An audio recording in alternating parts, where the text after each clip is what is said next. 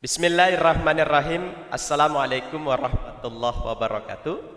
Kembali kita akan melanjutkan perkuliahan mata kuliah IAD, IBD, dan ISD. Kali ini kita akan membahas mengenai ISD, yaitu ilmu sosial dasar dengan tema stratifikasi sosial dan interaksi sosial.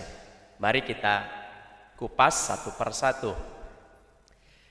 Stratifikasi sosial yaitu pengelompokan anggota masyarakat secara vertikal atau bertingkat.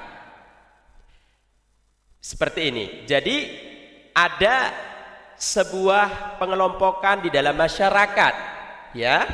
Ada kelas atas, kelas 1 ini kelas atas, kelas 2 ini adalah kelas menengah, dan kelas 3 adalah kelas bawah. Nah, kelas atas itu biasanya diduduki oleh bangsawan. Kelas menengah adalah diduduki pegawai. Dan kelas bawah biasanya ada kaum buruh. Jadi, stratifikasi itu ada pengelompokan anggota masyarakat secara vertikal atau bertingkat. Siapa anggota masyarakatnya? Nah, bangsawan, pegawai, dan buruh. Mereka yang ketiga ini, baik bangsawan, pegawai, dan buruh, merupakan bagian dari anggota masyarakat. Itu stratifikasi sosial. Dan ini sudah terjadi sejak dulu, ya, sudah terjadi. Kemudian ada namanya interaksi sosial.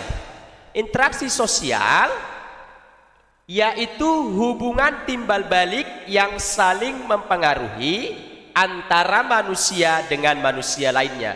Berarti ada hubungan timbal balik antara satu manusia dengan manusia lainnya. Itulah interaksi sosial.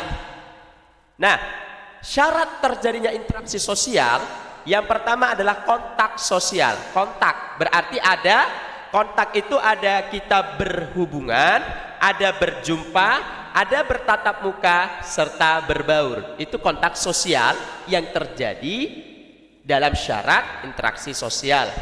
Syarat yang kedua adalah komunikasi.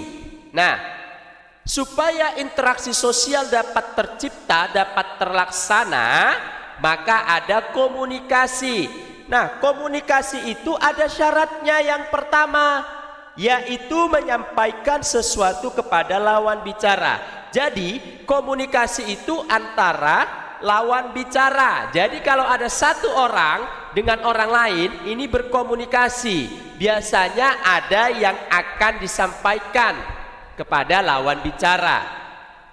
Syaratnya komunikasi selanjutnya adalah adanya umpan balik. To communicate, ada dua orang. Artinya ada yang menyampaikan pesan dan ada yang menerima pesan. Ada terjadi hubungan feedback, timbal balik. Kemudian ada pesan, ada yang disampaikan.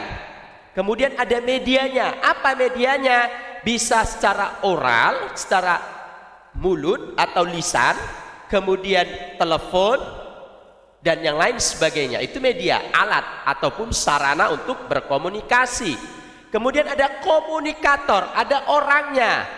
Ada yang penerima dan ada penyampai.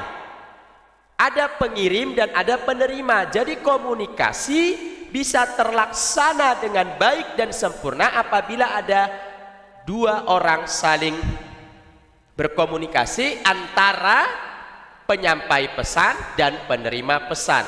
To communication. Ya, ada dua komunikasi di situ. Ada penerima dan ada penyampai pesan. Jadi itulah yang menjadi syarat dalam interaksi sosial. Yang pertama ada kontak sosial, yang kedua adalah komunikasi. Inilah yang terjadi di dalam masyarakat, ya. Adanya stratifikasi sosial dan adanya interaksi sosial. Stratifikasi ini memang tidak bisa dilepaskan dari kehidupan masyarakat. Dari dulu sampai sekarang ini terjadi adanya pengelompokan yang terjadi di dalam masyarakat secara vertikal. Tidak mungkin tidak bisa karena ini sulit untuk dihilangkan. Nah, yang kedua ada interaksi, saling berhubungan. Di dalam stratifikasi juga ada interaksi. Artinya manusia dimanapun mereka tinggal, manusia dimanapun mereka berada, mereka juga tetap membutuhkan manusia yang lainnya. Nah, seperti itu. Mudah-mudahan dari pemaparan yang singkat ini yang saya sampaikan dapat memberikan pemahaman kepada kita semua terkait dengan stratifikasi sosial dan interaksi sosial. Demikian yang dapat saya sampaikan. Lebih dan kurangnya saya mohon maaf. Akhirul kalam, billahi taufik wal hidayah. Wassalamualaikum warahmatullahi wabarakatuh.